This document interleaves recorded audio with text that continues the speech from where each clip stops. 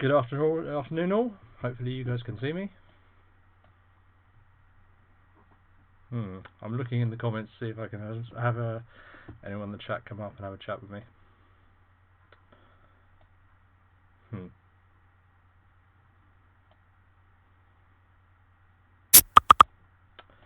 So, hey guys, welcome to a lore chat with me. My name is Sherwin Matthews. For those of you guys who know me, I have the supreme privilege of being the lore master, I guess is probably the best words for describing me, at Steamforged Games, which is pretty cool.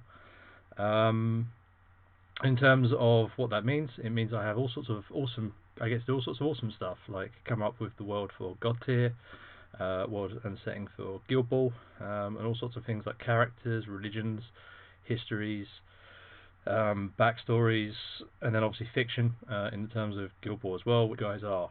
The amount of messages and sort of questions I get with regards to what's happening with certain Guild Ball characters, for example, or what's going on with different Godtear characters, that sort of stuff is really humbling in terms of how much enthusiasm you have for it. So I'll just start off, as ever, as always, by saying thank you very much, everyone. So, quick thing, I appreciate my camera resolution isn't the best, I'm just going to throw that out there. What I'm going to do is quite helpfully dump a static image of a Godtear landscape on here, so you don't unfortunately have to look at my pixelated face for too much of this. Just wanted to do the quick intro this way. So today I thought what we could do as part of the AdeptiCon festivities, let's use those words, is explore the world of Godtear a little bit, initially at least anyway, so we can open up this sort of discussion point and this idea about how the world comes to being, what the history of it is, expand on it a little bit as it's written down in the rulebook, because our Godtear rulebook really only covers an initial sort of an initial setting that sort of gets us that far. So it'd be pretty cool to kind of jump up, and obviously after I've done that, I'll explore it a little bit more. We'll sort of talk more about you know, what happens in the various different ages, what we can expect going forward, and then in terms of as the periods after when our champions exist.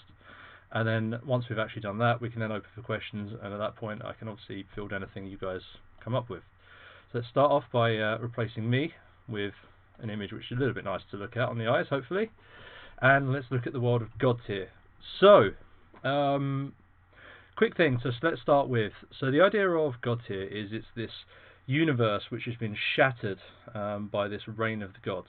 And the best way to start, as with all things, is to start with the end, which sounds very odd to describe. So there's this idea that, if you can imagine, there's these various different mortal cities which exist on this on the mortal planes, where the civilizations of various different races exist. And at this stage, they have got to a point where they've sort of really advanced towards secular thought. They've abandoned the gods. They've got to a stage where increasingly large amounts of their peoples no longer believe in the actual gods themselves.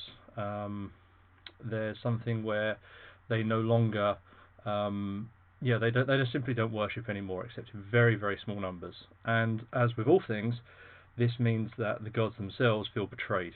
They've been abandoned by their people. These people that they exist in a sense of, there's this sort of reign of this sort of tremendous sadness, this great sorrow that they all feel. And of doing so, this causes them to kind of start to shatter and start to break, because they're no longer sustained by the belief of their followers. And what then happens as a result of this is that they basically weaken until eventually they shatter into 1,000 pieces, and they begin to rain down to the mortal planes as these crystalline forms that we call Godtear.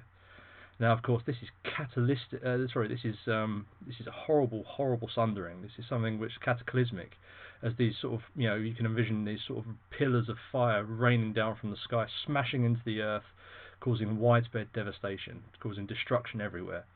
And there's this idea that wherever they land, they cause floods, they cause a deluge of fire. Like, you have a massive, you'll have cracks in the earth appear and fire rush out, or water sort of flood across the lands and really cover everything over.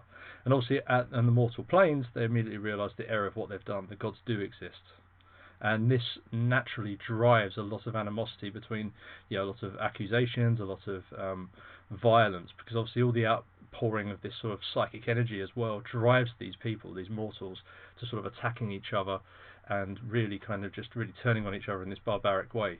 So suddenly we now find that war really breaks out on the mortal planes as well, as the heavens themselves are just falling. And eventually, through the sheer devastation of the Godtears smashing into the earth and causing destruction and breaking apart the earth itself, and also the warring races, we finally get to a stage where we have near-on extinction. It's something where the only real true survivors of this are the races, or the sort of members of each race that manage to sort of crawl into the very deepest, darkest catacombs, or find the most obscure place in the world where they can be safe from the fighting, safe from the devastation.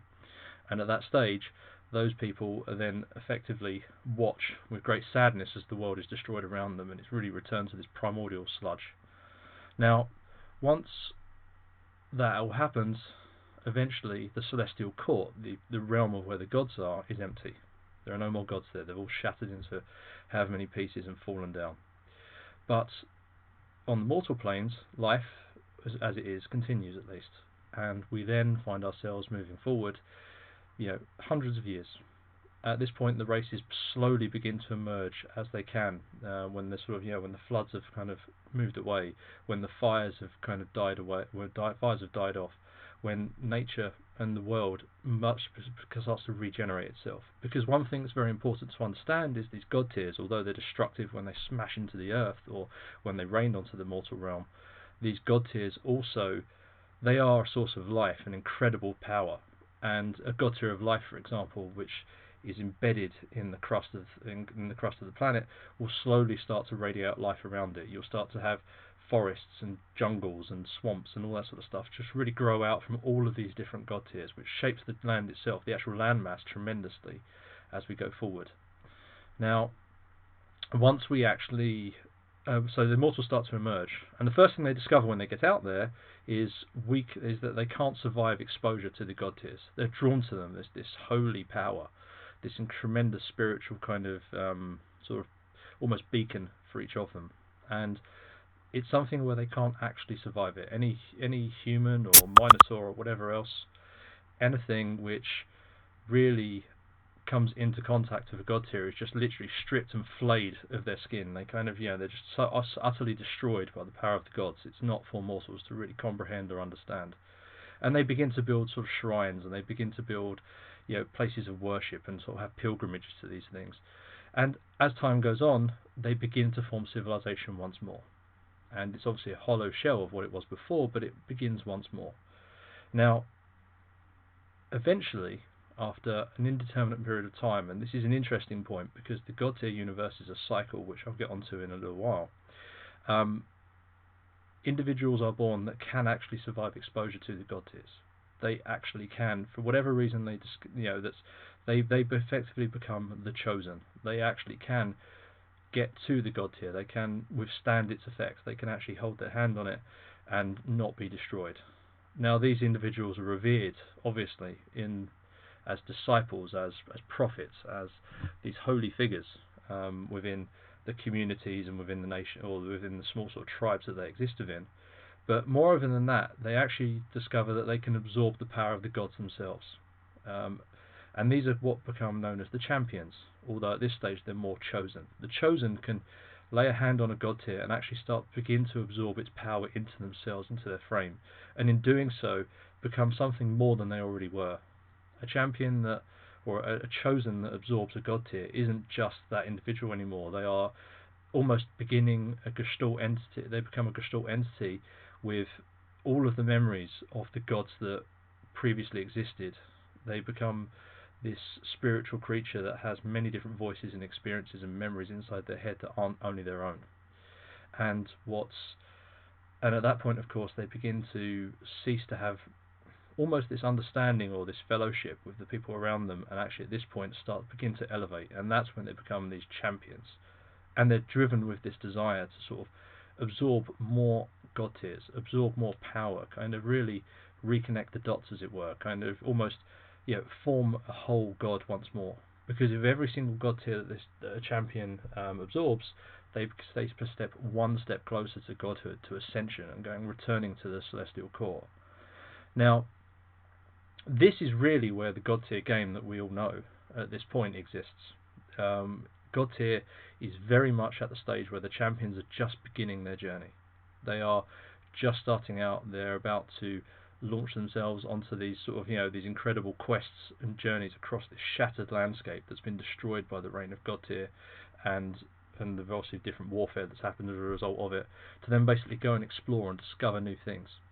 And we're going to skip forward past that now, because obviously that's the journey that the players, are telling. But the interesting part that necessarily isn't, the part that isn't necessarily covered in the rulebook, is we sort of move beyond that, and what does that look like? And that's really essential in understanding the cycle of how the God-tier universe exists. So our next step, we move beyond, and at this stage, the champions would begin to assemble armies. At this stage, they are now beginning to assemble, sort of vast. They're no longer sort of leading a war band. They're now leading a tribe. They give sort of more God-tier. They attract more disciples, more followers, more people will flock to their banner. And at this stage,